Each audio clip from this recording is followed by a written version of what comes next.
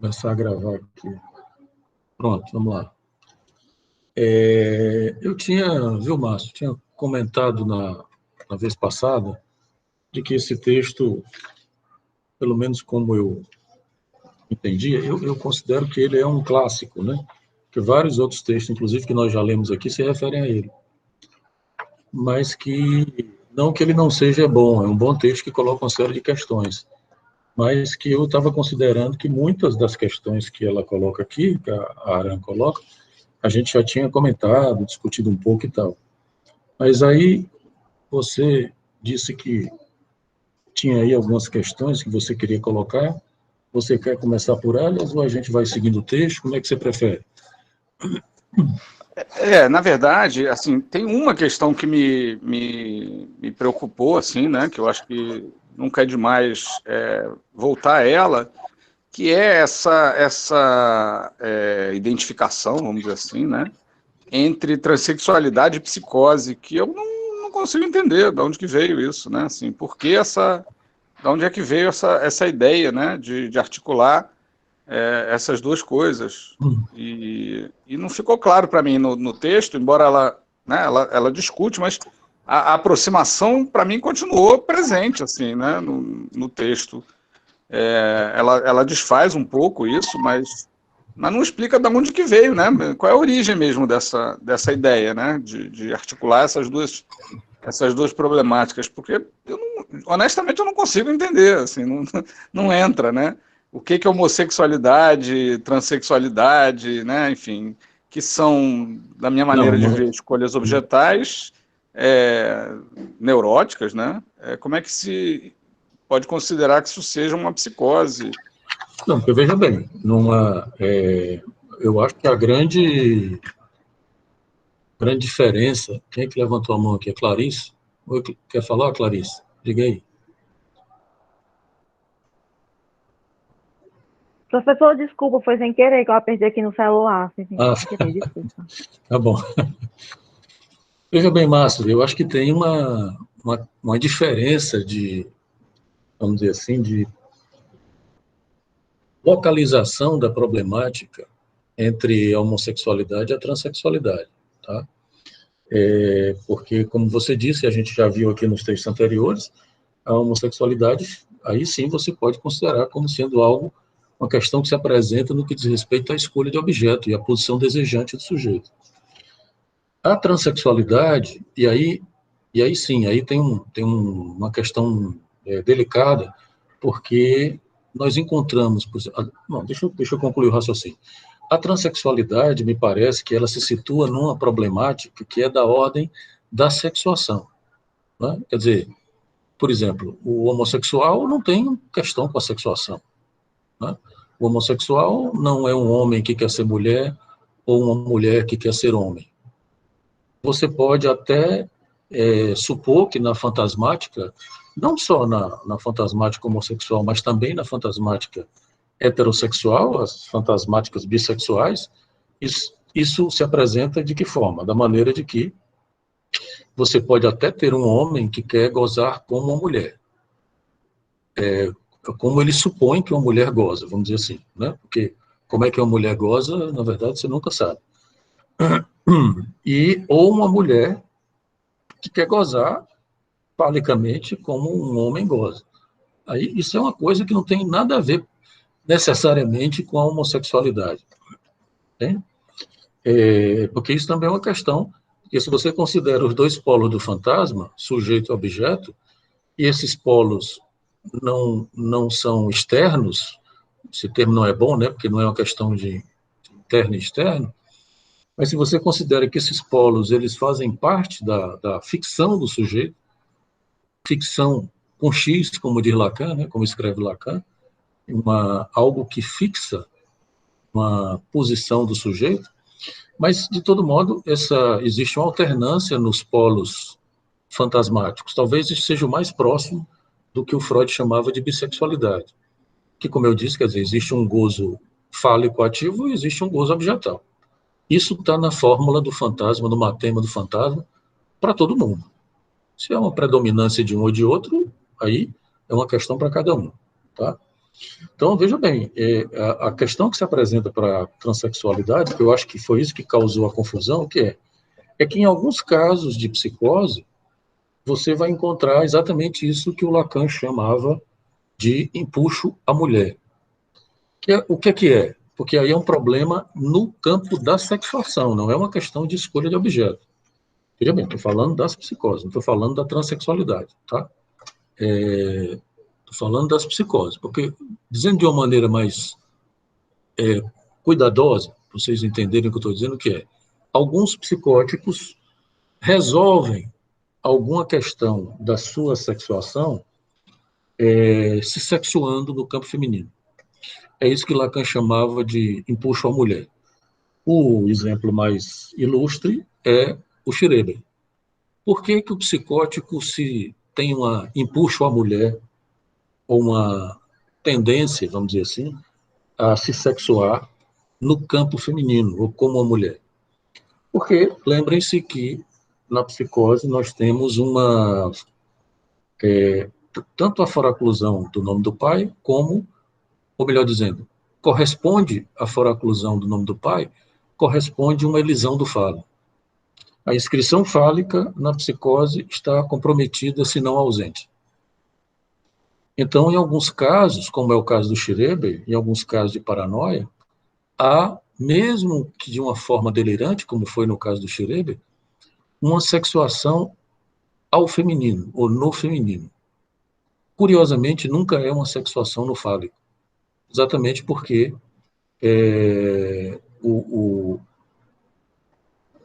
a inscrição fálica e o balizamento fálico na psicose está comprometido. Tá certo? O que é que aconteceu, que eu acho que aí é onde está a confusão e a insistência desses autores, né, do Bellman, do Primer e etc., com relação a isso, qual é? É que se supôs que a transexualidade, e eu acho que aí é o equívoco, do meu ponto de vista, o erro é esse, né, desses psicanalistas, foi supor que na transexualidade não haveria uma sexuação. Ou, dizendo de outra maneira, que a transexualidade seria uma resposta a uma problemática de sexuação, que, veja bem, se há uma problemática na sexuação, isso nós estamos falando da sexuação em Lacan, tá? Lá nos Matemas. A hipótese qual é? Se haveria alguma problemática de sexuação, isso estaria, se não no campo propriamente da psicose, mas numa problemática que é desse campo, é de ordem psicótica. O que não quer dizer que o sujeito seja. Entende? Então, esses autores acharam que toda essa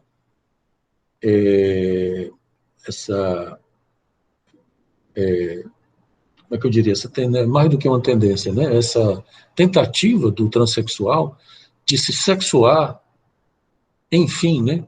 Entre aspas, através de uma cirurgia, isso estaria muito próximo de uma sexuação que seria no campo do real, que a cirurgia é uma intervenção na imagem real do corpo.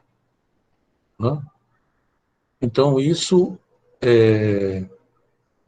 fez com que se considerasse a possibilidade, inclusive alguns autores afirmaram categoricamente, que a transexualidade ela seria como que uma resolução para uma psicose, uma forma de você resolver uma problemática de uma não sexuação se sexuando no campo do feminino. Qual é a confusão aí? Que quer dizer, essa sexuação no campo feminino é um fenômeno que se apresenta na psicose, na paranoia, tá? A questão que a gente pode fazer, que é exatamente o que a gente falou na vez passada, não sei se foi na vez passada ou na anterior, é que isso acontecendo num transexual, se seria da mesma ordem da psicose. Né? Eu já disse para vocês qual é a minha opinião, que eu acho que não é, porque eu acho que a problemática é que quando, pelo menos como eu entendo, né, Como a clínica, eu não tenho uma experiência clínica com transexuais, então nós atendemos um rapaz no SPA, que quer dizer, não fui eu que atendi, foi um estagiário, mas então eu não posso falar com toda a autoridade, vamos dizer assim, né? Talvez alguém que tenha uma clínica com os transexuais possa falar com mais autoridade. Mas veja bem, o que eu suponho e que eu entendo, né, dentro desses limites aí de não ter uma prática clínica transexuais, é que há uma sexuação, quer dizer, quando o sexual procura a cirurgia, não é propriamente que ele busca uma sexuação ou arrematar uma sexuação, né? Mas que essa sexuação ela já está dada, entende? Então, enfim, é essa a confusão. Não sei se deu para entender aí, Márcio. Estou falando com o Márcio, mas aí todos podem aí, tá? Professor, Oi, Euler. o senhor falou da questão do transexual e que não tem experiência com transexual na clínica, mas o senhor teve alguma notícia daquele livro do Marco Antônio, da hipótese da transexualidade como histeria? E se o senhor teve, o que é que o senhor acha sobre isso? Não, eu acho que você pode até ter. hum, eu acho que eu não concordo, não. Eu não li o livro, mas você dizendo assim, que o máximo que eu posso chegar é o que é? É que você pode ter uma histeria, por exemplo, um homem histérico e faz um tipo de semblante de mulher. Vou fazer vou fazer o que o Lacan chama de uma canalice, né, que é dar um diagnóstico fora da clínica. Mas às vezes, veja bem, não levem isso a sério porque é uma brincadeira. Mas às vezes eu tenho a impressão que o Laerte é uma coisa dessa ordem, sabe? Eu não sei, eu estou brincando, mas que você pode encontrar uma coisa dessa ordem. Um homem, por exemplo, por isso que eu me referi ao Laerte, que de repente começa a se vestir de mulher e tal, mas que eu não sei, eu não conheço também muito detalhadamente o caso do Laerte, só de manchetes, né? É, mas eu tenho minhas dúvidas se ele é transexual, entende? Porque esse termo trans, talvez ele seja mais amplo do que meramente a ideia de transexualidade que nós estamos trabalhando aqui. Talvez a gente possa aceitar que ele é trans, mas que ele não é propriamente o transexual no sentido, por exemplo, de que é uma mulher que está identificada como uma mulher de alguma maneira, entende? Então, eu acho que podem haver casos, como eu lhe disse, eu não li o livro, e não sei qual é o argumento é do Coutinho Jorge, né, que você falou. Não sei qual é o Eu argumento dele. também não li. São duas pessoas sem saber o que estão falando, né? Que, Pois é. aliás, é o que acontece no diálogo normal. Mas, assim, eu soube que a hipótese dele seria de uma espécie, assim, de sexuação pela histeria, no sentido de o transexual tá fazendo um semblante histérico, algo desse nível. Não acho, não. Eu não acho, não. Mas eu Eu sou acho por cima também, pelo amor de Deus, se alguém tiver lido aí e não, quiser me tem. corrigir. É mesmo assim, mesmo que, assim, independentemente qual é o argumento dele, você aproximar a transexualidade à histeria, é como eu lhe disse, eu acho que é até possível, mas em casos assim, existem casos possíveis de que a transexualidade seja uma mascarada, por exemplo, um homem fazendo uma mascarada de mulher. Tudo bem, é possível, não é? Isso aparece na clínica, quer dizer, homens, por exemplo, que usam roupas femininas, coisa parecida. Porque, como eu disse, eu acabei de falar nisso, né? Quer dizer, você pode ter inclusive num homem heterossexual ou numa mulher heterossexual, você pode ter essa fantasmática bissexual, por exemplo, de um homem querer gozar como uma mulher, e se vestir de mulher, por exemplo, parecido. Da mesma maneira que você pode encontrar uma mulher na fantasmática dela, ela quer gozar com o homem. Como homem. Com o homem, né? Com o homem como homem, né? Entende? Isso é possível. Isso faz parte da vida sexual. É o Ney Matogrosso, né? O arquétipo é o Ney Matogrosso. O Ney Matogrosso é o grande histérico que levou isso para a arte, assim, na minha opinião, pelo menos. Bom. Liga aí, Márcio. Márcio? Bom, eu tô em trânsito aqui, tá meio ruim, mas nem sempre... Estão me ouvindo? Pensei que você... Estão me ouvindo? Márcio, eu pensei que você ia dizer que estava em transe. Eu tô, também, né? Nunca... Enfim, eu vou entrar nessa conversa de gente que não sabe o que está falando, né? Que é a conversa entre os normais. Esse tema é muito enrolado para mim, né? Já que você trouxe a Laerte, enfim, né? Que é um personagem público e de alguma maneira a gente, aspas, né, conhece, embora gostei muito que você fez todas as reservas, né? Enfim, não é nosso paciente, não tem como falar. Eu fico muito confuso com essas coisas de trans para lá e trans para cá, né? Porque o Laerte é um transexual, eu não sei, honestamente eu não sei, né? Assim, ele se veste de mulher, né? Ele se traveste. Então eu não sei como é que ele se auto-intitularia. Bom, tem um filme, né, interessantíssimo sobre ele, chama Laerte-se. Acho que tem no Netflix, tinha pelo menos, não sei se ainda tem. E que ele fala muito sobre essa história, né? De que o negócio dele é muito mais uma performance, né? Então ele discute essa questão, coloca silicone, não coloca, né? E ele está bem nessa dúvida, né? Se faz essa inscrição corporal e tal. E no filme, pelo menos, fica bem claro que essa não é a dele. Ele não quer, né? Não quer fazer cirurgia, não quer, pelo menos nesse momento, né? Ainda. E acho muito interessante o documentário, porque realmente você acompanha um pouco essas angústias, né, de como não é uma coisa simples, né, não é só isso, né, nunca é só isso. E queria aproveitar também para dar outra provocada que o texto me inquietou, que é quando ela fala sobre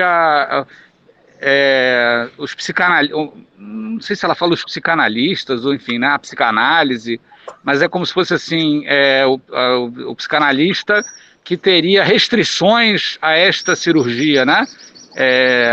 Acho que tem muito a ver com o que você falou antes, né?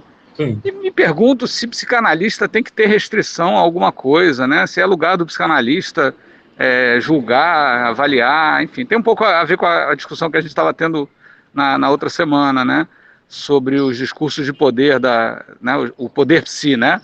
O psiquiatra, o psicólogo e como é que o psicanalista entra nessa jogada, né? Porque não me parece que seja papel de psicanalista decidir ou mesmo ter palpite sobre se o paciente vai ou não vai fazer cirurgia, né? Enfim, então quando ela fala isso, restrição, não me lembro o termo exatamente, né? Mas me lembro que chamou bem a atenção, que é uma frase só que ela fala isso, né? Da psicanálise ou dos psicanalistas terem certas restrições a isso, né? E aí me pergunto, porque acho que é uma coisa que vai muito além da questão sexual, né? De se o psicanalista realmente tem que ter restrições a alguma coisa, né? Não, veja bem, Márcio, eu acho que, como eu disse, aí a gente, muitas vezes, nessas nossas discussões aqui, a gente fica numa corda bamba, né? Num limite, num litoral entre a clínica e a política. E a gente precisa ter muito cuidado com isso. Porque, por exemplo, nesse caso, eu até concordo com você que o psicanalista não tem que dizer, fazer nenhuma restrição à cirurgia transexual e etc. Mas ele pode, por exemplo, apreciar criticamente o discurso na cultura que, por exemplo, oferece cirurgias de todas as ordens, por exemplo, não só transexual, mas a bariátrica e etc, etc. Então, eu acho que isso é possível, você fazer uma intervenção nos discursos no laço social. O próprio Lacan já sugeriu isso. Agora, veja bem, por outro lado, também tem uma questão mais, que eu diria, prudente, vamos dizer assim, é que se você tem um paciente, vamos supor que o paciente seja mais ou menos esteja na mesma situação que o Laerte, que eu estou supondo, que é um paciente estéril, né? que faz esse tipo de mascarada gozosa, se travestindo de mulher, por exemplo. Que como eu lhe disse, eu só pode falar do Laerte aqui através de uma brincadeira, de um exercício teórico, né? Não podemos dizer nada além disso. Mas eu tenho a mesma impressão que você. Eu não fica claro para mim se ele é um transexual ou se ele é um cara que está fazendo uma mascarada de mulher e gozando com isso. Bom, ele tem direito de fazer isso? Tem. A questão não é essa. Tá? Tudo bem, ele faz o que ele quiser. Hoje em dia nós temos tolerância social e cultural para isso. O problema qual é, Márcio? E aí é uma questão clínica que eu chamo a atenção de vocês e recomendo prudência.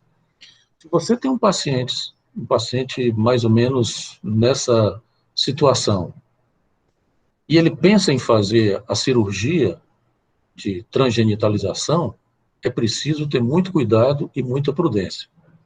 Porque se ele faz uma ablação do pênis, por exemplo, isso pode ser desastroso para ele. Se ele realmente não tiver uma posição transexual. Entende? Isso pode ser desastroso. Existem casos, situações de que após a cirurgia, os pacientes se suicidam. Né? Não é um mundo de flores.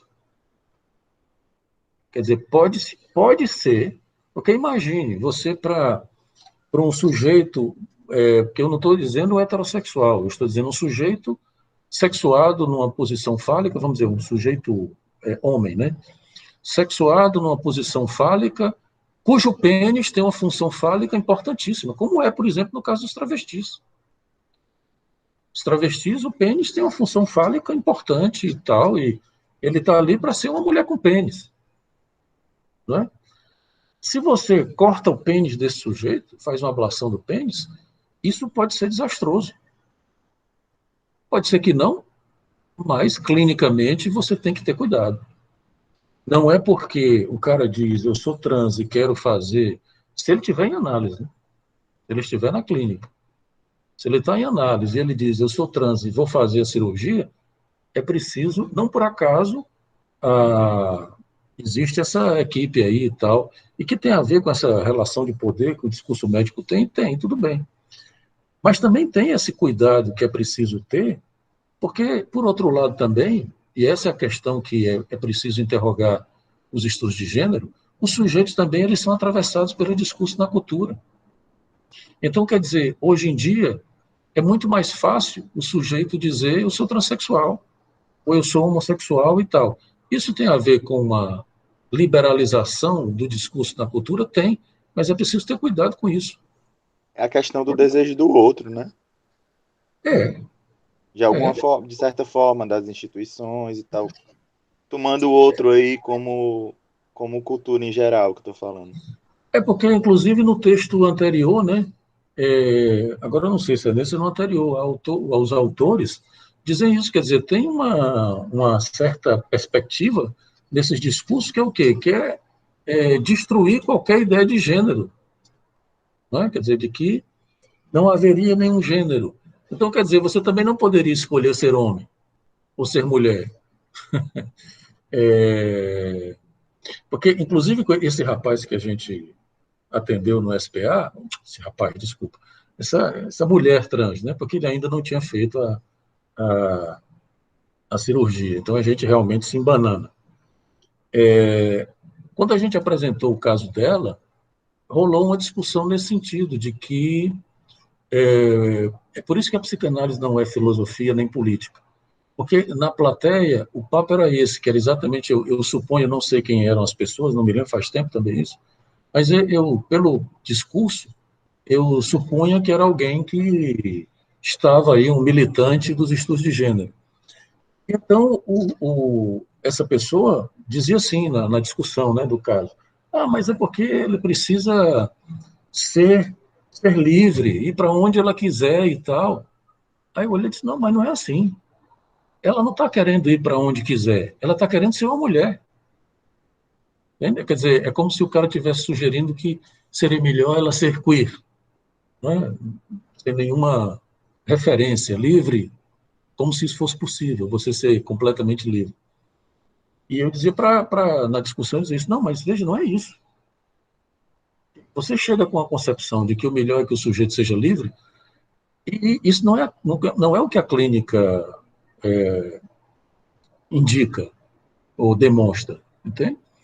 Por exemplo, nesse caso, ela queria ser mulher, ela queria fazer a cirurgia para poder, enfim, poder ocupar essa posição, inclusive do ponto de vista social, né? Então é preciso ter um certo cuidado também com esses discursos, não é? Porque o discurso não se tornar uma ideologia nesse sentido, de que, não é? Quer dizer, não vamos ter a liberdade, que é mais ou menos a ideia da pedagogia neutra, né? Que a criança deve ter a liberdade de poder escolher seu nome, seu sexo. Gente, isso é muito complicado, porque o processo de alienação implica o que Lacan chama de uma escolha forçada. Entende? Quer dizer, não tem como você não alienar uma criança, em quaisquer significantes. A criança, por exemplo, não pode escolher o nome próprio. A escolha dela qual é? É tornar esse nome próprio um traço unário. Aí é outra coisa. Aí é um movimento de estrutura, que é exatamente o momento em que se torna o nome próprio um traço unário, aí deixa o risco de psicose já cai por terra. Eu estou exagerando um pouco, obviamente, né? Então, isso é muito complicado. Você simplesmente, o que eu estou dizendo no fim das contas, Márcia, é isso, é que é preciso ter uma prudência e um cuidado para você não ir simplesmente no embalo da tendência discursiva da época e da moda, entende? Porque isso também é complicado. Que era o que eu estava dizendo, que os estudos de gênero interroguem e permitam que a psicanálise faça uma atualização dessas coisas, como, por exemplo, a própria ideia de transexualidade, é fundamental. Mas é preciso ter um cuidado com isso também. Tá? Pelo menos essa é uma posição prudente para mim, do ponto de vista clínico. Né? Porque, por exemplo, se um paciente chega para mim e diz eu vou fazer uma cirurgia de transgenitalização porque eu acho que sou transexual e sou mulher, isso não é uma coisa que se deva aceitar prontamente, sem que ele fale, ou ela, no caso, fale bastante sobre isso. Se ela estiver em análise. Se não estiver em análise, você não tem o que fazer. Entende? Diga aí, Márcio, o que você diz? Cara, assim, eu acho que a palavra-chave mesmo é cuidado, essa está bem evidente, né? Acho que quem vai trabalhar com clínica tem que ter cuidado com tudo. Eu queria só, assim, pegar esse gancho, né, do trans e puxar para outras, né, tentar falar de outras coisas, né? Porque, na verdade, quando você diz assim, se o cara chega no meu consultório e diz que quero mudar de sexo, ou vou mudar de sexo, né, enfim, você tem que interrogá-lo, mas, na verdade, você tem que interrogá-lo sobre qualquer coisa que ele trouxer, né? Então, na verdade, não é só a decisão né? É qualquer decisão, por exemplo, né? Vou trocar de emprego, fale mais a respeito. Vou trocar de marido, fale mais a respeito. Ou não vou trocar, fale, né? Então, essa ideia de, realmente, estamos aqui para ouvir, acho que isso é muito importante, né? Agora, e você falou da alienação da criança, né? Claro, que é necessária. Traz de novo aquela discussão sobre crianças trans e adultos, enfim, né? Bom, eu vou trazer o meu personagem de volta, ele tem 18 anos, né, ou mais. E aí, nesse sentido, eu acho muito importante que psicanalistas e futuros, né, analistas percebam que ele vai fazer o que ele quiser, né? No fundo, ele vai fazer o que ele quiser e a gente tem que, né, ter esse lugar de acompanhamento e tal, com muito cuidado, etc., né? E arcar com as consequências, né? Então, eu entendo muito claramente isso, né? Assim, essa questão de uma ação desse tamanho que tem que ser feita com muito cuidado. E aí me ocorre a questão cultural, né? De que, sim, de uma certa maneira, esse discurso trans já está muito mais disseminado né, na cultura, na sociedade, em todo lugar, né, indiscutivelmente, né, mais do que quando, né, a gente tinha 20 anos, por exemplo, né? Então, em 30 anos aí Sim. Só mudou tudo, né? E agora, assim, a escolha, a decisão, esses nomes são todos complicados, né? Mas, enfim, de optar por uma orientação sexual heterodoxa, me parece, nunca é assim uma escolha, né? Não só no sentido de escolha, vou ser gay, mas de uma escolha que alguém faria, né? Porque é uma coisa dolorosa, né? Você está em desacordo com o seu corpo e você está em desacordo com a moral social. Então, apostar num negócio desse, mesmo com a liberalização dos costumes, eu acho, continua sendo muito, muito problemático. Enfim.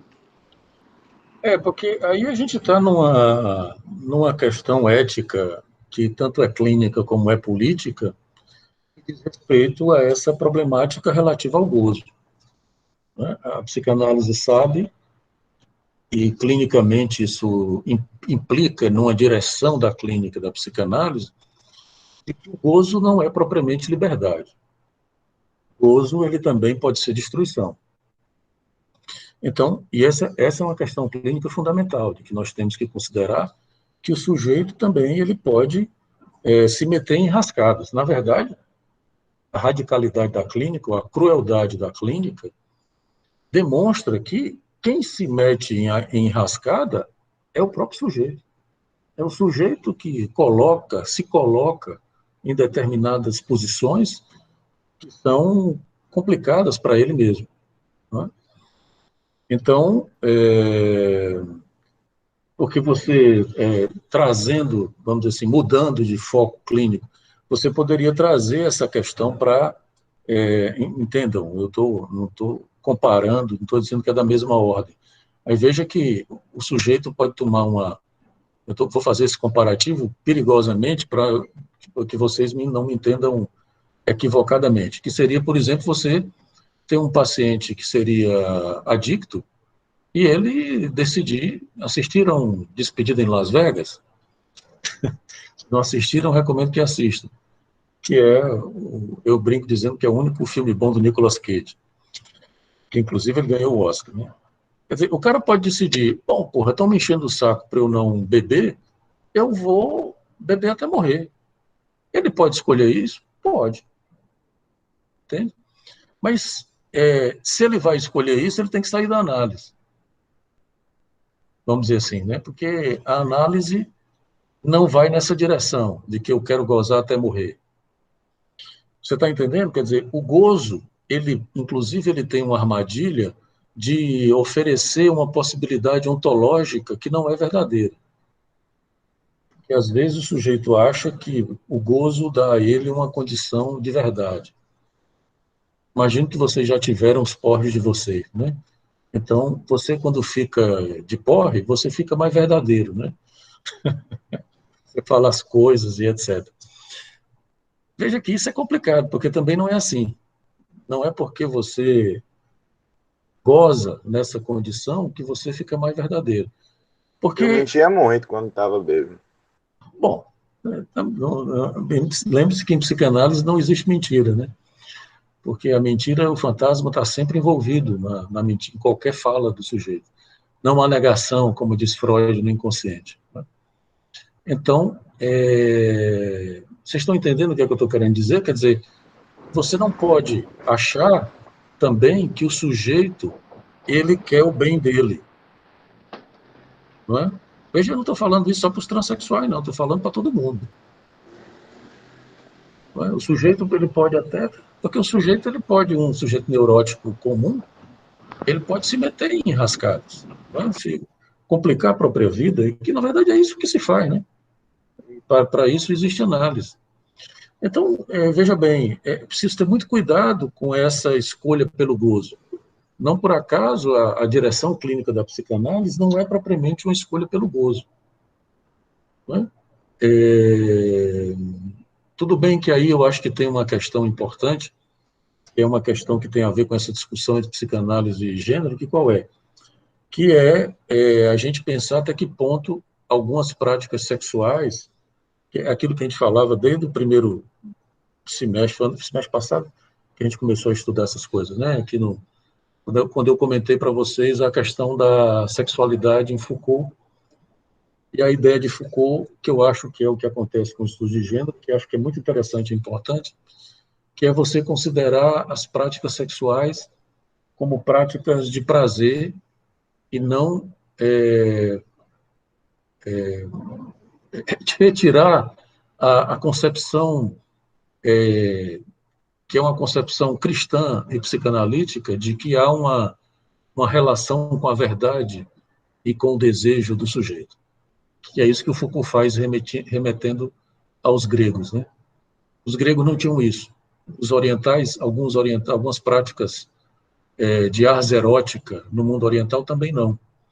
Então, por que não, né, ao invés de a gente ficar patologizando as práticas sexuais ou a sexualidade de maneira geral, por que não considerar a sexualidade uma prática de existência estilística de prazer, como os gregos faziam e os orientais? Aí tudo bem, eu acho que é uma questão que merece, tá? Merece a gente discutir, conversar e considerar, porque é uma questão importante que interroga a psicanálise, né? Como é que você vai fazer com isso? Professor, Oi. professor, você falou aí de patologização, né? Aí no texto ele fala isso, que pela psiquiatria existe uma patologização em relação a essas cirurgias. Aí eu não entendi se tem a ver com essa questão de ter um viés pela psicanálise, de haver esse sujeito estar na estrutura da psicose e haver uma recusa à diferença sexual, né? E por isso a castração dita simbólica, ou se é pelo viés de que com essa cirurgia ele não vai poder. Ele vai ter a identificação com o gênero, ainda assim, mas não vai ter o prazer necessariamente, entendeu? Aí eu não entendi por que essa patologização se dá, entendeu? Nesse âmbito da psiquiatria, se tem a ver com essas questões que eu falei. Veja bem, Clarissa, porque a psiquiatria, ela funciona pela patologização, né? Ela patologiza tudo, hoje em dia, especialmente. Qualquer coisa e tudo é transtorno. Eu ouvi falar, não tenho certeza disso, porque não estudo o assunto, mas algum aluno me disse, talvez tenha sido até algum de vocês, que no DSM, ou no CID, tem um transtorno que é ausência de transtorno. Se você tem uma letrinha lá, ausência de transtorno, aí tem uma classificação, que é sem transtorno, né, ou coisa parecida. Quer dizer, a psiquiatria funciona nessa vibe, vamos dizer assim, né, de estar patologizando tudo, porque a psiquiatria, no fim das contas, é um discurso moral, é um discurso normativo e tal. Então, Professor, a gente não pode esperar muito só um minuto, a gente não pode esperar muito da psiquiatria. O problema é quando a psicanálise acompanha a psiquiatria nessa patologização, né? Veja bem, a questão que eu estou dizendo é essa, quer dizer, como a sexualidade, isso vem de uma tradição cristã, como a psicanálise corre o risco de acompanhar essa patologização, entre aspas, né? Patologização não é o melhor nome, essa aura, né, de que, por exemplo, algumas práticas de prazer seriam, por exemplo, consideradas perversas, né? Então, isso é o que o Foucault, estudo de gênero, funciona, quer dizer, o lance, a proposta é mais ou menos essa: olha, o sujeito quer gozar de uma determinada maneira, ele tem o direito de gozar da maneira que ele convier, entende? É importante a gente ter um cuidado, inclusive considerando a perspectiva lacaniana. Porque uma coisa é você dizer que o gozo, porque uma coisa é você dizer, por exemplo, usar o Lacan do Seminário 7 e dizer que o gozo ele implica uma certa destruição, uma dessubjetivação. Tudo bem. Mas lembrem que para Lacan, depois, o gozo passou a ser tudo. Inclusive o gozo fálico. Inclusive o desejo, ele está dentro do campo do gozo. É um gozo fálico, é um encaminhamento fálico do gozo. Entende? Mas, de todo modo, nós sabemos, por exemplo, com Lacan, que o gozo não é brincadeira. O gozo ele implica uma destruição e um sofrimento. Então, a gente não pode usar o gozo como uma bandeira libertária. A psicanálise nunca foi uma sexologia e nem deve ser.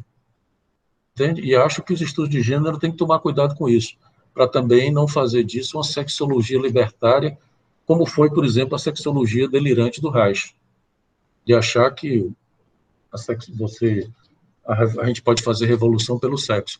A gente pode fazer muita coisa do ponto de vista da crítica social, moral, cultural e tal, como está sendo feita pelo estudo de gênero, pela psicanálise e etc. Mas isso também precisa ter um certo cuidado com isso. Tá? Quem foi que perguntou? Foi eu, né?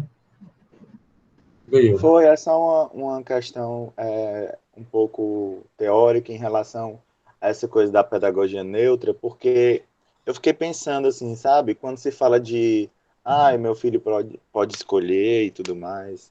Não sei se é exatamente que ele pode escolher, mas que se dão alternativas, certo? Aí, assim, eu fico pensando, a partir do momento que esse tipo de pensamento, digamos assim, se dissemina e se coletiviza no campo do outro, certo? Se isso se coletiviza no campo do outro, já não tem uma certa amarração aí para que isso não vire algo assim, de alguma forma, da ordem de uma coisa que vai gerar prejuízos para o sujeito? Porque o que me parece também é que algo novo pode estar sendo inscrito no campo do outro, né? E que se é possível que se bote uma barra nisso, assim, a gente pode ficar um pouco mais tranquilo. Como a psicanálise também pensava antes que, claro, né, por certos fenômenos que apareciam na clínica, que a transexualidade era uma psicose, né? Mas, assim, a transexualidade hoje está muito mais inscrita nesse campo da cultura. Então, enfim, foi uma coisa que me ocorreu, sabe? Sim. Antes de ele responder, a Isabela pergunta se sexuação é um conceito lacaniano. É sim, Isabela. A gente, inclusive, começou estudando isso. Não sei se você já estava aqui no grupo, mas nosso primeiro tema foi exatamente a sexuação, que os textos de Lacan, do Seminário 20 e tal, que a gente, inclusive, terminou o semestre passado com ele, começamos esse semestre ainda falando da sexuação, os matemas da sexuação e etc. Tá? Se você pegar a programação, você vai ver os primeiros textos foram sobre isso. Os 3 ou 4 primeiros encontros, 5, sei lá. Essa questão que você coloca é muito importante, porque, veja bem, é claro que existem mudanças no campo do outro, mas nem sempre as mudanças no campo do outro, elas são propriamente boas. Né? É preciso interrogar isso do ponto de vista do sujeito. Porque, por exemplo, essa ideia da pedagogia neutra, ela só seria possível no mundo pós-moderno, para o qual, vamos dizer assim, os grandes ideais e as grandes balizas significantes do sujeito já não têm o mesmo lugar. Para o qual, por exemplo, o pai e o falo já não têm a mesma importância, já são considerados insuficientes. Você considerar o nome do pai e o falo insuficientes é ruim? Não. O próprio Lacan já fez isso. Lacan, inclusive, no RSI, que é aquele outro seminário que a gente está fazendo, o Lacan vai exatamente atrás de outras... É como se ele dissesse assim, será que a psicanálise só pode funcionar com o Édipo, pai e falo? Não é? O Lacan está nessa investigação. E tanto é que ele vai, por exemplo, mostrar, não só no RSI, né, antes do RSI, desde um certo momento, mas muito especialmente depois do seminário 19 e 20, o Lacan vai deixar muito claro de que o falo e o nome do pai e o édipo são insuficientes para dizer da clínica e do sujeito. Por exemplo, ele propõe outras operações que o sujeito pode fazer por ele, né, que é o que ele chama, por exemplo, a suplência e a nominação, que são novidades que vocês não vão encontrar em Freud. São, vamos dizer assim, instrumento é um nome horrível, né? Que parece uma coisa instrumental, e não é. São operadores, vamos dizer assim, que o sujeito pode e deve lançar mão, na clínica, inclusive, né? A ideia de nominação, que não é a mesma coisa que nomeação, no último seminário eu falei disso, né? A nominação é uma operação, é uma invenção do sujeito. O sujeito inventa um significante para nomear algumas coisas, para balizar o gozo do corpo. O problema é esse, é que também você não pode ficar sem nenhuma baliza do gozo do corpo. Se o corpo não tem baliza, se o gozo não tem baliza, o gozo do corpo não tem baliza, ele toma conta do sujeito e o sujeito se apaga. Entende? Isso é uma questão estrutural importante para a psicanálise. Por isso que você deixar uma criança sem balizas é um negócio complicado. Inclusive sem balizas fálicas. Entende? É um negócio complicado, porque se você não oferecer à criança, supondo que isso seja possível, né? Supondo que isso seja possível, você fazer isso conscientemente. Conscientemente, assim, como é que se diz? Querendo fazer. Você não oferecer balizas fálicas para a criança. É possível? Mas veja bem, se você não oferece baliza fálica, você não está dando a liberdade da criança de escolher uma baliza fálica. Porque o que é que vai acontecer inevitavelmente? Se a criança não tem baliza fálica, ele vai se feminilizar, inevitavelmente. Entende? Então, é liberdade isso? Veja bem, eu estou dizendo que a criança não tem propriamente liberdade. Ela precisa escolher entrar no mundo simbólico. Ela pode escolher não entrar? Pode, mas aí fica no autismo. E não é a melhor pedida para o sujeito, né, ficar no campo do autismo. Porque seria você recusar o campo do outro. Você pode recusar as balizas que o campo do outro lhe oferece? Pode. Mas é importante que o sujeito construa as suas. Ou, a partir das balizas do que o campo do outro oferece, você constrói as suas. É a mesma coisa dos significantes. A partir dos significantes do outro, que estão no campo do outro, você constrói as suas nominações. Agora, ficar sem balizas é complicado. A gente está vendo isso no mundo pós-moderno. Quer dizer, qual é o compromisso discursivo e político que a pedagogia neutra tem com a pós-modernidade? Com a liquidez, como diz o Bauman, né? Com o mundo atonal, como diz o Badiou, da pós-modernidade. Entende? É aquilo que eu disse para vocês. Todas as práticas e saberes têm compromissos políticos e discursivos. Qual é o compromisso dos estudos de gênero com a liberalização do gozo proposta pelo discurso do capitalismo? É uma questão que os estudos de gênero também precisam se interrogar. Não é? Porque, para o capitalismo, e o Lacan diz isso, né, o capitalismo ele faz esse tipo de, para usar a terminologia deleuziana, essa desterritorialização das balizas, e para o capitalismo, quanto mais liberal o gozo, melhor, porque mais o sujeito quer gozar no mercado e com os objetos, etc. Mas, enfim, tem duas mãos levantadas aqui, o Márcio e a Isabela, ou é a Pauneida? Diz aí, Márcio. Oi. Bom, primeiro, começar com a pedagogia neutra, né? Gente, neutro, como se diz por aí, né? Neutro é detergente. Você é conivente, não existe neutralidade em lugar nenhum, nem na ciência. Então, não há pedagogia neutra.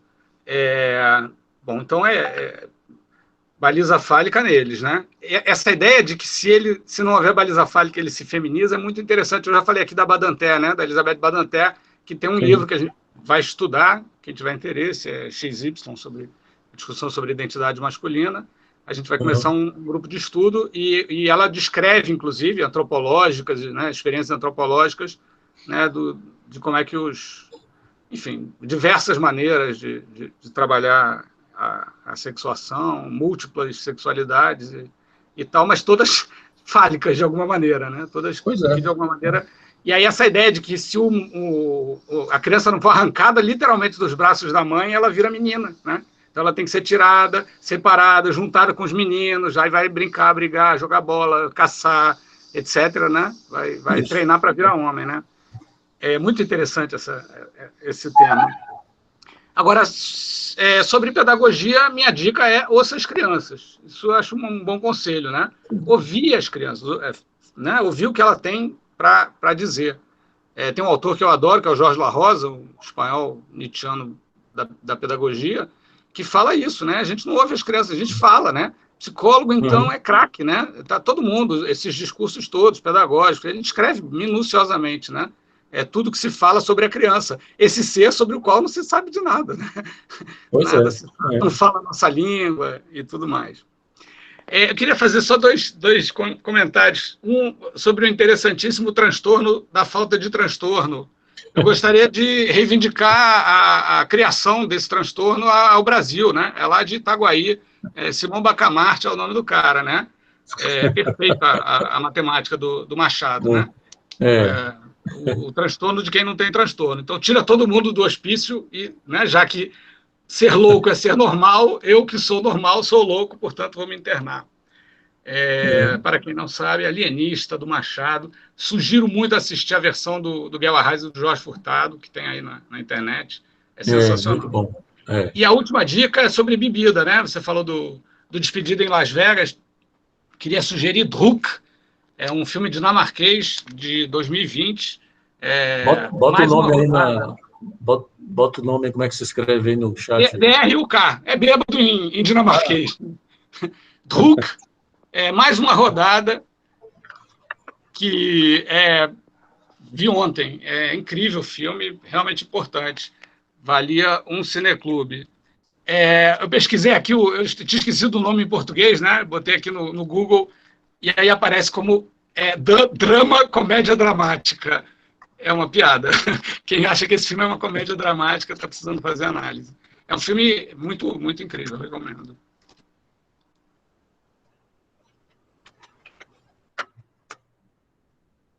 Oi, Márcio. Acabou, né, Márcio? Só lembrando, Márcio, que a gente fez um cineclube sobre a comilança, né? Muito interessante. Que é exatamente uma discussão sobre essa problemática do gozo, né? E gozar até morrer. Eu tinha esquecido da comilança, também recomendo a comilança. Perfeito. Valneida, é você que está querendo falar ou é a Isabela? Porque tinha uma mão aqui entre as duas. Era eu, Valneida. Diga aí, que o texto traz algumas questões que você também levantou e que também me fizeram pensar em várias outras coisas. Por exemplo, no texto fala que alguns transexuais não querem ser mulher, querem ser a mulher. E aí eles idealizam essa mulher, certo? Uhum. Um exemplo, eu tenho um paciente que ele idealiza a Kardashian lá, as Kardashian, que são referências mundiais, inclusive muitas pessoas transformam seus corpos baseado nos corpos das Kardashian, né? Então, voltando àquela coisa das próteses e tal, prótese de bunda, prótese de peito, enfim, silicone e tudo mais. E aí, me fez também pensar que a gente está tendo um boom de transformações no rosto, né, que são as harmonizações faciais, que as pessoas estão ficando estranhíssimas. E aí deixam de ser referência, inclusive, às referências familiares. Deixa de se parecer consigo mesmo, deixa também de se parecer com o pai, deixa também de se parecer com a mãe, deixa de se parecer com referências num contexto biológico, genético e tal. E aí eu fico... e aí me vem essas questões, né? Porque o texto também traz isso, de que não é a mulher, porque a mulher, enfim, é uma diversidade, uma complexidade, mas não é qualquer mulher. Por exemplo, A pessoa deseja ser a mãe, parecer com a mãe, ou parecer com a tia, ou parecer com a irmã. Não. A pessoa deseja parecer com o outro que é muito distante dele. Não é qualquer mulher. Então, será que ele realmente quer ser mulher? Ou será que aquele outro realmente quer ser homem? E aí vai também para as questões de se isso chega ao ponto de também fazer uma cirurgia. Enfim, me fez pensar em todas essas questões. Não, veja bem, na verdade, a Aran faz uma crítica que é um pouco isso, que é, por exemplo, é uma crítica a essa ideia que na teoria psicanalítica, né, de alguns autores, se apresenta, de que o problema de alguns transexuais é que os transexuais não estão querendo se tornar uma mulher qualquer, estão querendo se tornar a mulher. E como Lacan já tinha afirmado, a mulher não existe. E veja bem, a mulher, inclusive, ela é uma ficção masculina. Mais na frente, no seminário, ou é no 22 ou é no 23, o Lacan disse que a mulher é um sintoma para o homem. Não é? Porque isso você encontra masculino, entendeu, né? É claro que pode ser do homem. Porque o Lacan às vezes usa um ou usa outro, né?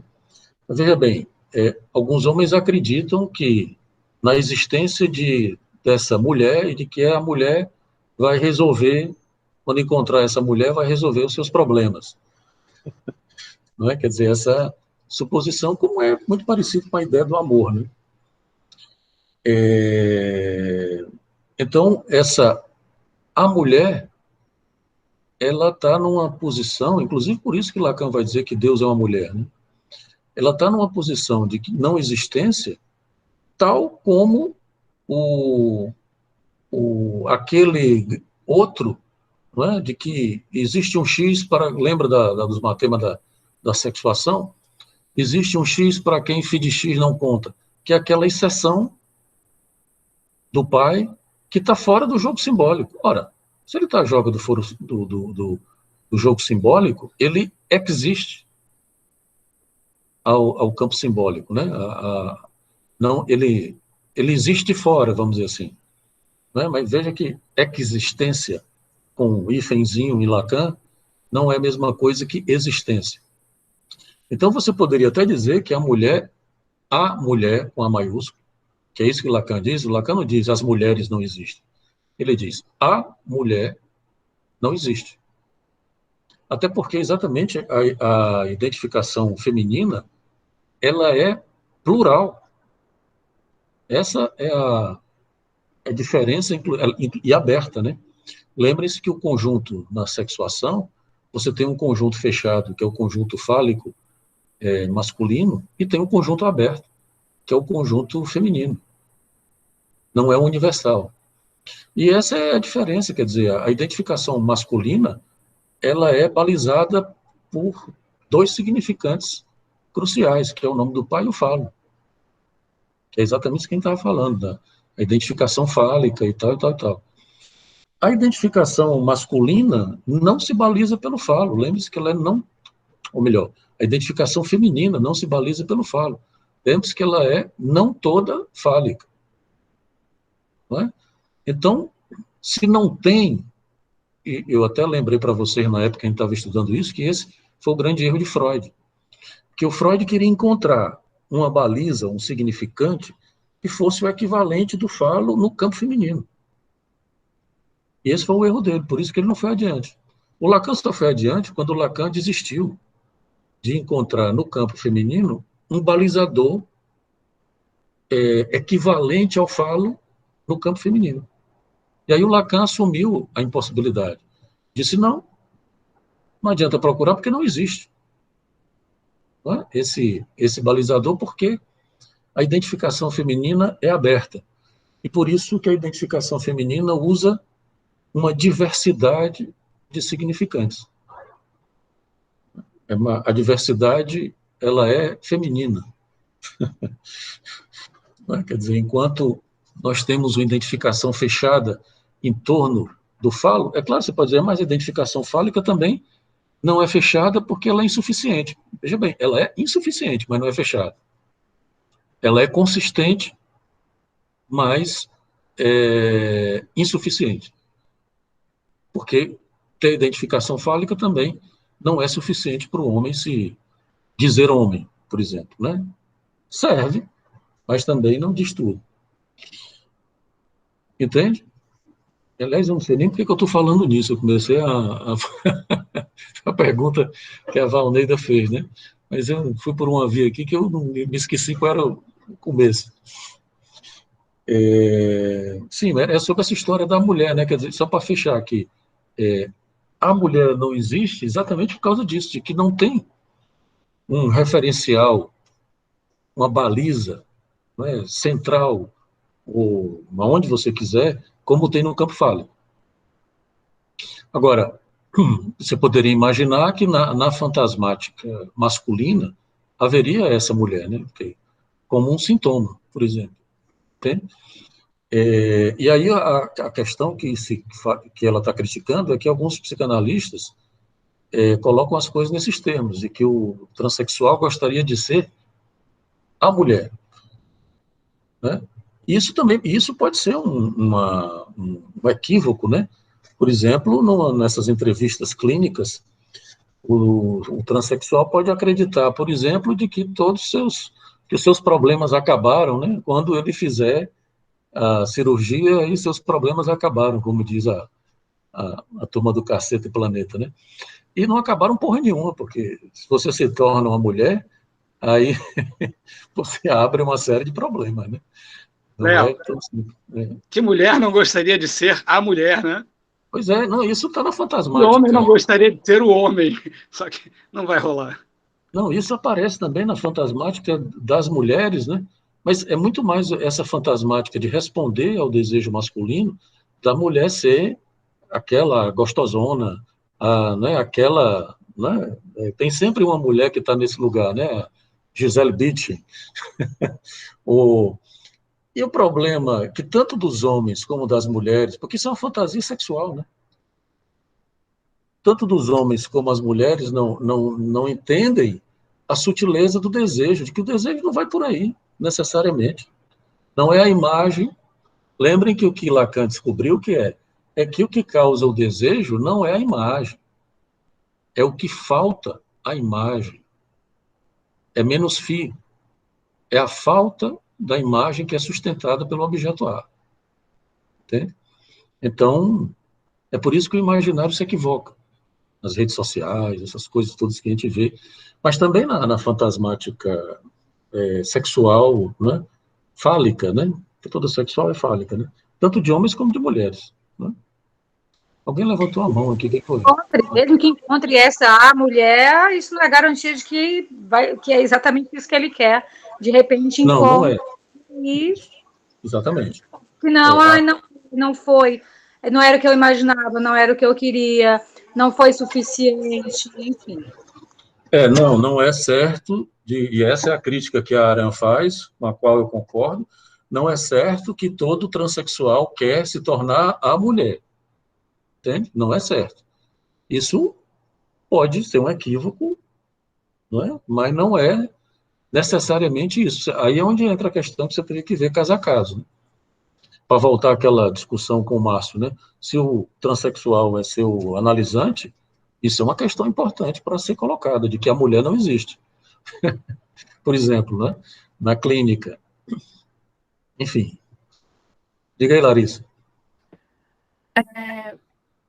São questões assim que fazem a gente pensar muita coisa. Voltando à questão de gênero, a gente acabou de sair da primeira fase da TV brasileira do ano, que é a do BBB, né? E aí depois, teoricamente, vinham as novelas, mas não estão se produzindo novelas, estão usando reality shows. E eu lembrei de um momento em que um dos personagens do BBB, eu digo personagens, né? Que todo mundo ali está fazendo só um personagem, mas foi o momento da primeira vez que o Rodolfo, que é o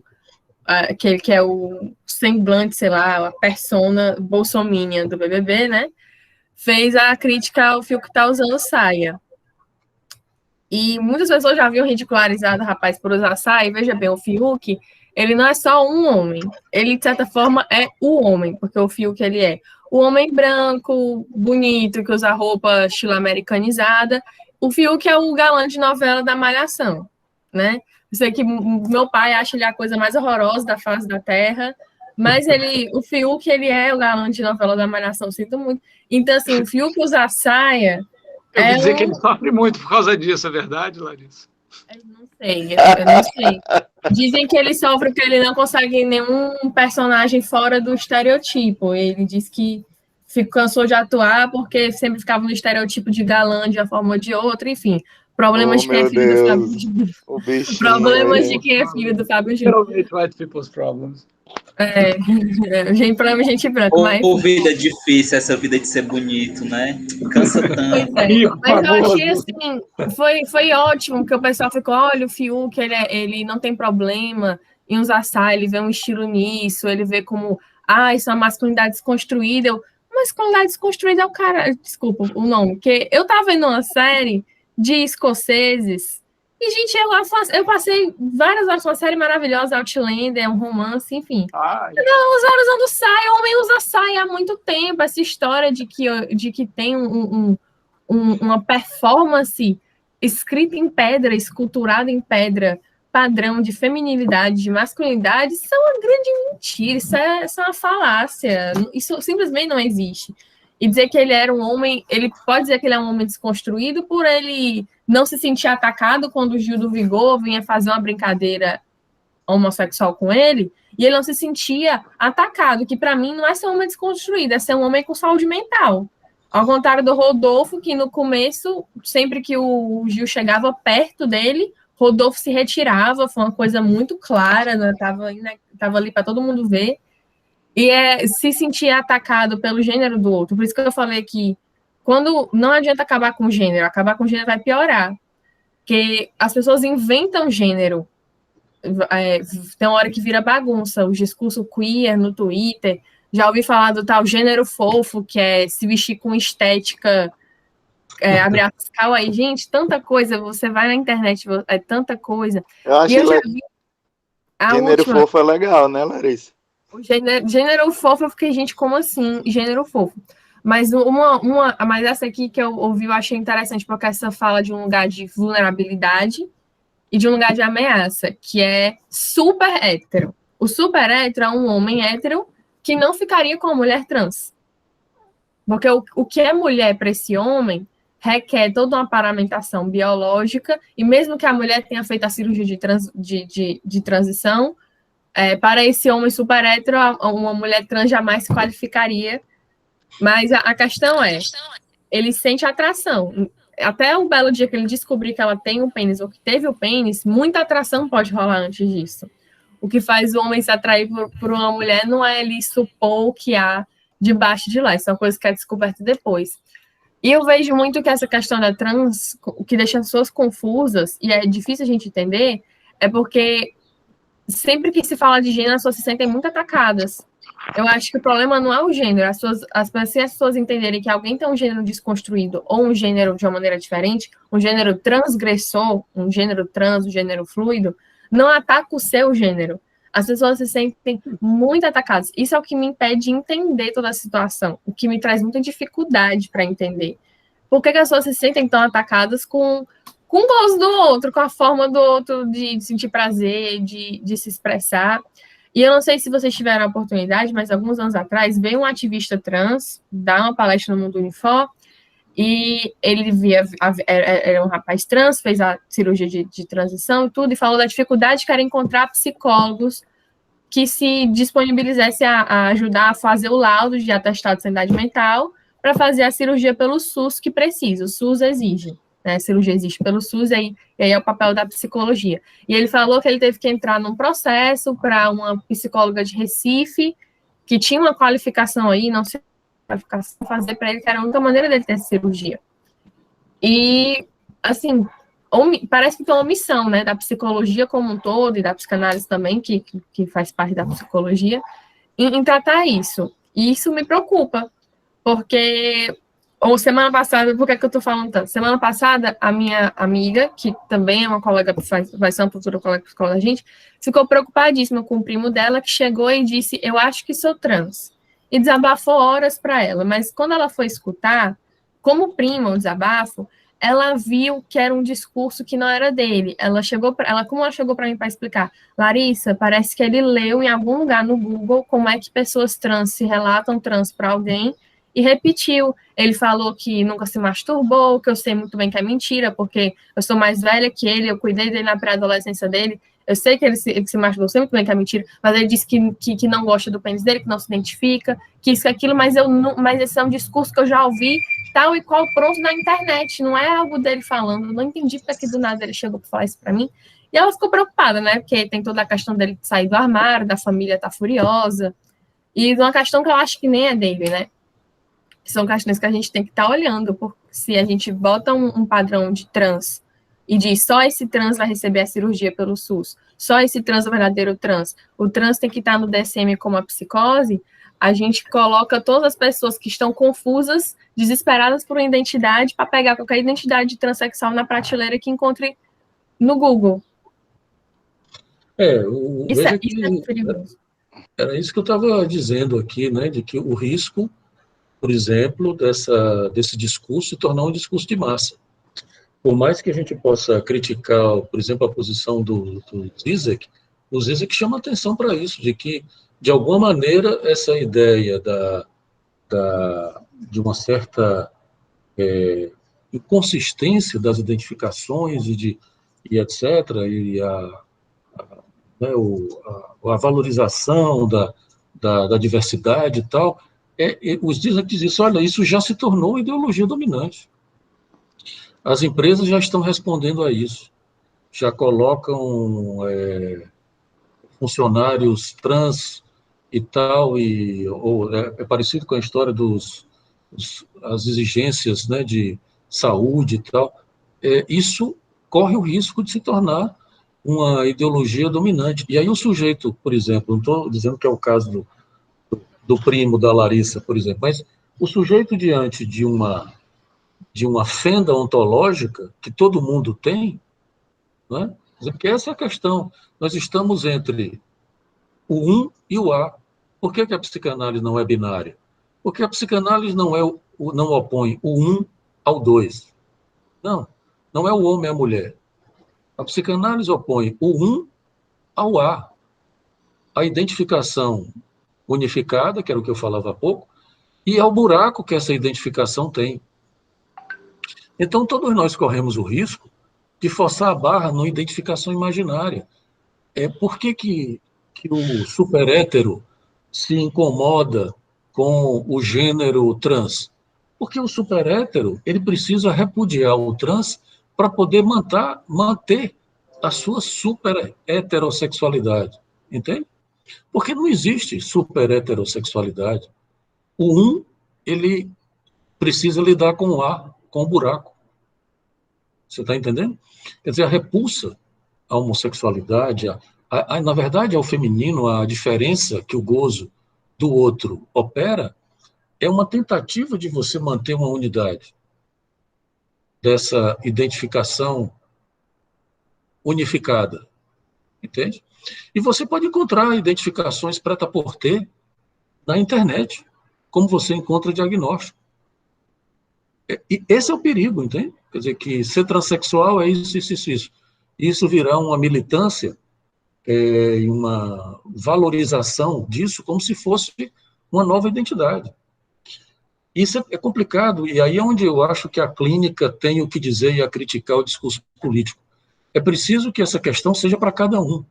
Por mais que haja uma reivindicação política importante dos transexuais, LGBTQ+, mas veja que isso também precisa ser tratado discursivamente, como algo que é para cada um. Não é? E isso é aí o ponto onde eu acho que tem uma complicação e uma briga entre a psicanálise e estudos de gênero, né? Porque a clínica ela implica um funcionamento um pouco diferente. esse discurso, que era um pouco aquilo que eu estava dizendo aqui para o Márcio, né? Enfim, então, o que mais? Professor, o senhor colocou uma questão que eu não posso deixar passar, porque foi uma espizinhada assim que eu achei muito interessante, que eu vou fugir um pouco dessa questão do gênero, porque quando o senhor falou de nominação e suplência, certo? Eu fiquei me perguntando se isso passava pelo inconsciente propriamente dito, certo? Porque quando se fala assim, não, o pai não é suficiente, o falo não é o nome do pai, né, não é suficiente, o falo não é suficiente e o que o sujeito tem que fazer é inventar assim um significante, um novo significante para ele. Isso passa pelo inconsciente que a gente normalmente concebe assim? Passa pelo inconsciente, mas vai além do inconsciente. No seminário 23 e no 24 o Lacan diz isso, que é preciso ir além do inconsciente. Veja que o Lacan, nesse último período da obra dele, ele está propondo coisas que não são propriamente freudianas, são lacanianas. Então, por exemplo, a identificação com o sintoma e a invenção do que ele chama de santoma, que é através de uma nominação, é algo que passa além do inconsciente. É a invenção de um significante que não está lá no inconsciente. Entende? É um novo significante, que é isso que Lacan chama de nominação. Então, é algo que ultrapassa a lógica do inconsciente. Porque veja que o inconsciente também é o discurso do outro. Né? Então, Pois é, por isso que quando o senhor falou de invenção de um significante, eu isso, pensei no discurso do outro e achei que existe uma heterogeneidade aí em relação ao exatamente. outro. Agora sim, esse negócio de identificação com sintoma tem que ser um negócio muito legal para deixar de me dar raiva, viu? Identificação com sintoma, Ave Maria. Eu vou ter que realmente ler bem, porque dá uma raiva só de ouvir. Porque lembre que o sintoma, a E a má partir do... castração, Euler, tudo bem? A má castração tá de boa? A má castração é difícil, agora é foda também. Mas identificação com sintoma, qual é o final de análise? Rapaz, eu me identifiquei com sintoma. Tem que ser um negócio muito refinado. Não, eu sei, eu tô Não, brincando. Eu veja tô bem, não é brincando. Eu identificar tô com o brincando. sintoma. Tem que ser Vou um ficar negócio pensando o que muito que tá acontecendo, né? refinado. Muito refinado, viu, cara? Porque veja que é identificar ao real do sintoma. Porque lembre-se que o sintoma... Veja que o sintoma é uma nominação. É algo que o sujeito inventa para nominar o real. Né? Não deixa de ser. Então, tem um real aí no sintoma que o sujeito nomina. Então, essa identificação é exatamente ao real do sintoma, no sentido de que o sujeito ele pode, por exemplo, se livrar do gozo que o sintoma comporta e faz disso um significante novo, que é por isso que Lacan, para você fazer sintoma, você precisa se identificar a esse real do sintoma. Mas veja bem, isso é uma operação que não vai dar para a Ah, gente mas discutir. essa última explicação foi legal. É. Bom, o que mais, gente? Acho que a gente pode concluir aqui então hoje, né? A discussão foi interessante. Enfim, espero que aí essa discussão sobre transexualidade aí esteja... Tem o próximo texto, ele vai mais pela problemática queer, né? A transfobia e a abjeção, que é da nossa colega aqui, a Lia Carneiro, né? Psicanalista daqui, né? Nossa colega da UES. E a Amanda Caroline eu não conheço. Eu, se conheço, estou ligando o nome à pessoa. Mas deve ser alguma mestranda, alguma doutoranda dela. Né? Tá certo? Vamos para a próxima quarta. Interromper aqui a gravação.